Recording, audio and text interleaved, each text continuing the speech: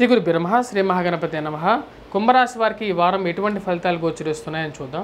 మార్చి 24 నుంచి మార్చి 30వ తారీఖు వరకు ఈ వారం కుంభరాశి వారికి వచ్చేటప్పటికి సామాన్యమైనటువంటి ఫలితాలు గోచరిస్తూ ఉన్నాయన్నమాట.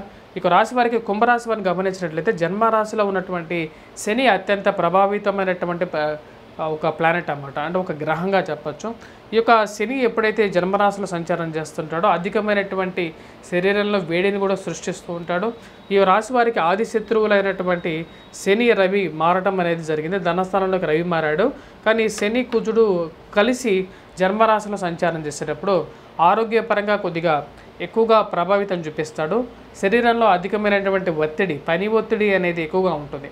అదేవిధంగా ఈ రాశి వారికి వచ్చినప్పటికీ కుజుడు కూడా జన్మరాశిలో సంచారం చేస్తున్నప్పుడు ఉష్ణాన్ని ఎక్కువగా ప్రొడ్యూస్ చేస్తాడన్నమాట, అంటే వేడిని ఎక్కువగా ప్రొడ్యూస్ చేస్తూ ఉంటాడు. అదేవిధంగా కోపాన్ని ఎక్కువగా తెప్పిస్తూ ఉంటాడు. పరిభారాన్ని బాగా పెంచేస్తాడన్నమాట.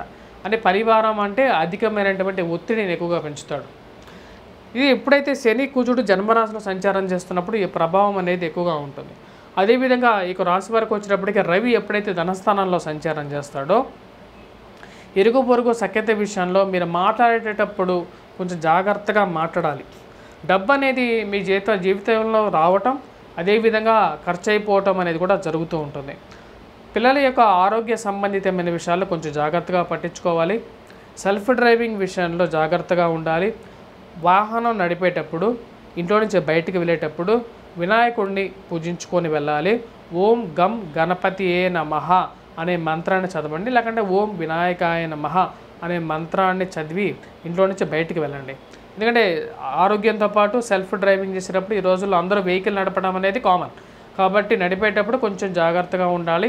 ఎందుకంటే రోజులు అనేవి అన్ని రోజులు ఒకేలాగా ఉండవు కాబట్టి. అదికాక కుంభరాశి వారికి కుజుడు జన్మరాశిలో ఉన్నప్పుడు దాని యొక్క ప్రభావం అనేది మీతో పాటు మీ యొక్క జీవిత భాగస్వామి మీద కూడా ఉంటుందన్నమాట. అది ఎలాగంటే కుజుడు చతుర్థాన్ని చూస్తాడు, అష్టమాన్ని చూస్తాడు. అంటే జీవిత భాగస్వామి యొక్క ఆరోగ్యాన్ని కూడా కుజుడు ఎఫెక్ట్ చేస్తూ ఉంటాడు, కాబట్టి కొంచెం జాగ్రత్తగా ఉండాలి. అదేవిధంగా ఇక రాశిలో ఉన్నటువంటి వృత్తిరీత్యా వచ్చేటప్పటికీ ఎలాగైతే శారీరకంగా అలసత్వం అంటే ఎక్కువగా ప్రభావం అనేది ఎలాగైతే ఉంటుందో మీ పై ఉన్నటువంటి ఆఫీసర్స్ కానీ లేకుండా ఉద్యోగులు కానీ మీ మీద ఎక్కువగా ప్రభావితం అనేది చూపిస్తూ ఉంటారు. మీరు ఎంత ప్రయత్నించినప్పటికీ శని యొక్క ప్రభావం అనేది ఆ విధంగా ఉంటుందన్నమాట. ఏలినాటి శని ప్రభావం అనేది కుంభరాశి వారిని ఎక్కువగా లాగే విధంగా ఉంటుంది.